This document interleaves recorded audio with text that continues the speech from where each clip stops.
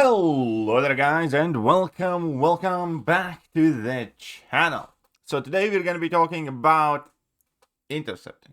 More specifically, the medium intercept issue. So Kabam yesterday made a post that we're going to cover in detail, and I'll provide a bit of commentary for you guys as well. So, greetings summoners, we want to talk about the recent issues with medium intercepts. As many of you are still experiencing these issues despite our announcement of the fix in the patch notes, with that we did something important, but we identified a related additional issue. We were hoping to include a fix for it in the March build, but complications allowed that fix out to April 50.0. So look forward to seeing those adjustments there. As an additional clarification, this fix specifically for when both players are using medium attacks to dash at each other and the defender wins despite proper timing on the attacker side, which is not intended. Defender is ruining your day with a light intercept is a different, harder to fix issue we'll have discussed another day. Now, first of all, this is a big major issue. So, medium intercept is one thing, but light intercepts were touted to be the more skill-intensive ones, but the safer ones, so to speak. And Kabam is fully acknowledging that neither one of them work. That AI is light intercepting the living daylights out of us, and we are losing medium intercepts that we should be winning. And the game has not been taken down. And there has been no compensation given for it. And it's been happening effectively since the 60 FPS came out, so it's already quite a while. So the first comment I have to make it is utterly irresponsible way of handling things. But we're going to expand on that a bit later. To dive into some specifics of this case, understanding medium intercepts first requires understanding how exactly dash attack works. As you know, swiping to the right will either cause your character to perform medium attack if they're close enough, or to dash forward and then perform medium attack if they need to dash to close distance first. Under the hood, this process is actually one of three different animations working together. First, the character enters dash animation, moving forward, then if that more dynamic animation is complete but there is still more distance to travel, they stabilize into dash loop animation. That carries them rest of the way. Finally, when they come close enough to their opponent, this distance is standardized across all characters. They upgrade either to their dash or dash loop into medium 1 attack, which is what finally attacks the opponent. Okay, fair enough. Two characters are dashing at each other. They will enter that given distance at exactly the same moment and thus try to throw their mediums at exactly the same time. Because MCOC was intended to only ever be played on the left side of the screen, the game is hard-coded to let the attacker win these ties, resulting in an intercept in the player's favor. Okay, so that's how it works. The problem is that there were some peculiarities in that upgrade process that were hidden by 30 frames per second. We had to change the way things worked on a fundamental level to prevent these transitions between animations from delaying the player by a single 60 FPS frame, which was enough to cause those lost intercepts that were supposed to be wins. This system has been in place essentially unchanged since the game's launch, so not only did there turn out to be two different things we had to fix, one of which was hiding the other, but they had to be tested rigorously and carefully to avoid other breaks, which is why we couldn't rush them out. Here's the first question. Genuinely, the first and most important question. When you're upgrading to 60 FPS and you're testing and there's an issue, how about you don't release 60 FPS until this is fixed? Because from the player standpoint, I'd rather have a working game. 60 FPS is nice. I love it. I like that Kabam worked on it. But having higher frame rate is not more important than getting hit in the face when I shouldn't be getting hit in the face. That's a simple question of priorities here. When you're upgrading from 30 to 60 frames and you realize a lot of stuff is broken, it might need extensive testing and rigorous checking and whatnot. Why do you go ahead and release the 60 FPS and let players get smacked in the face, spend revives, get frustrated, get pissed off? That's a genuine question there. Why? Like when you, I don't know, make a new car, but the engine, for whatever reason, doesn't seem to be connected to the drivetrain. You don't release the car to the players. You fix the problem. Right? You make a car and upgrade something, and all of a sudden the brakes do not seem to be working. You don't release the car until the brakes are fixed.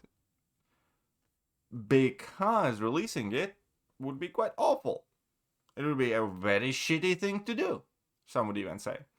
And the same is here. You have these issues that either you were aware of and decided to release knowing these issues, or you were unaware of because you didn't play test enough, which is equally as bad. So why release something that is meant to be this big thing, but it just doesn't work? How about you make it work first? But fine. Something to note here is that nowhere in this process did we have to change what Defender was actually deciding to do. Everything was the mechanics on how animations work together on different frame rates, and the fixes ended up all being on the player side rather than on the Defender. Our goal in discussing this nuance is to increase transparency and pull back the curtain a little bit on how multiple systems work.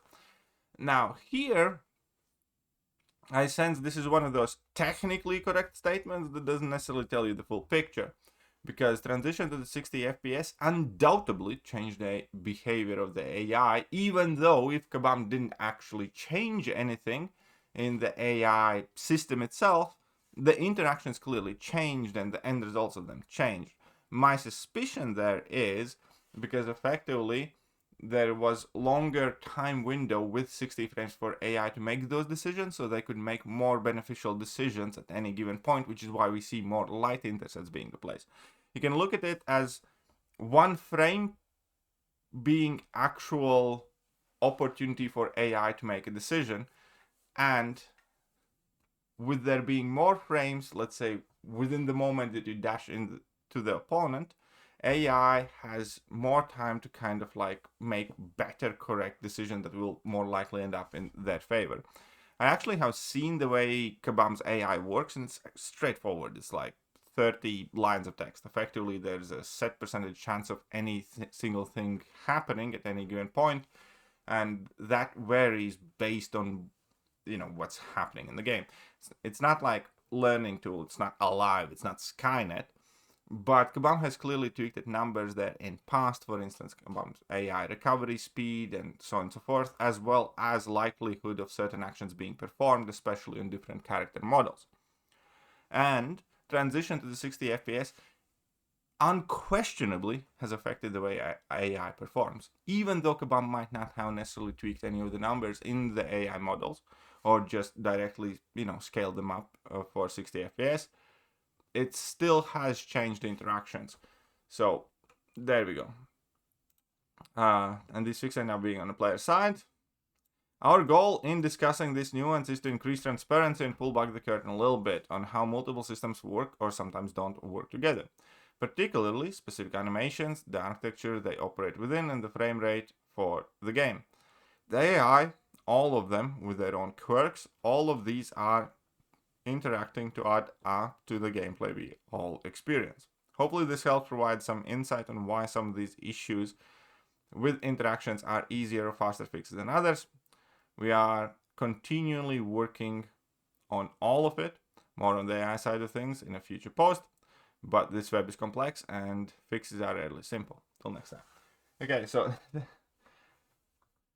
there are two big takeaways from this.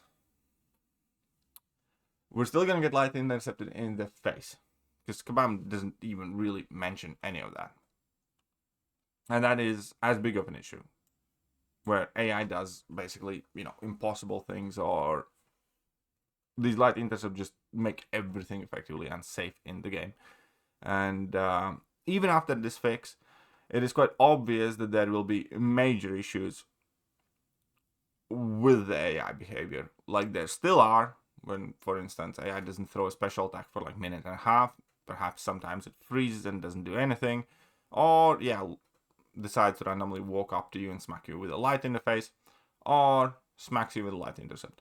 All of that has nothing to do with this post, which is fair enough. I can agree to the point where we're dealing with one, issue at a time.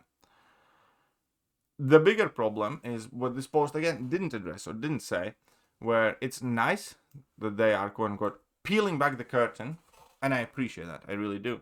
It still doesn't answer a lot of the motivational questions, like why, for instance, go ahead with the update without having it fixed, without having it sorted? Why release it, half done and let players get smacked in the face?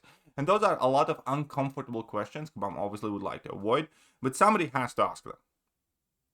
Because clearly there's also like a question of priority. For instance, the moment they realized that the transition to the 60 FPS was going to make as many issues as it did, because if you remember, there were quite a few issues initially, and this isn't like the first adjustment to the game as a result of the transition to the 60 frames per second. Why keep it up? Why keep it up and broken? Why do not go back to 30 FPS until you have actually resolved the problems? Why do not discuss it openly then and there, and I don't know, ask for community opinions or shared the current dilemmas or something? Because Kabam again clearly made the decision to upgrade the game and fuck the players. It's like, we have made this update, we know it's broken, or we don't know it's broken because we haven't tested. Again, either one of those two is equally bad in my opinion. And players now are gonna get hit in the face when they shouldn't. They're gonna use revives, they're gonna lose matches, they're gonna lose wars because of it. And Kabam's like, we're okay with that.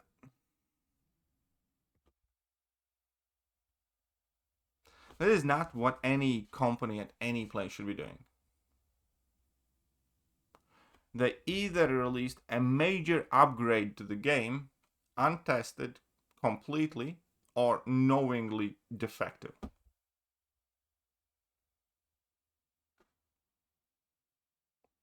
And yet again, in one of the previous videos I did discuss this, but these are exactly the type of things that make me find issue with Kabam as a company. Because continuously and undeniably, they are making decisions that hurt the player base, that inconvenience the player base, that enrage the player base, that are not for the good on health of the game, and they do it deliberately and consistently. And even in posts like this, they're kind of pretending to be the good guys. They're like, oh, there are issues in the game, and we are working hard to fix them. Look at us. And now, because we are so gracious and virtuous, we're gonna explain to you, even though we really shouldn't have to, or it's just a kind gesture, explaining to you guys the troubles that they are going through, rather than discussing the fact that they subjected the entire player base for months of getting smacked in the face, but all of that could have completely been avoided. Let me know what you guys think, and hopefully in a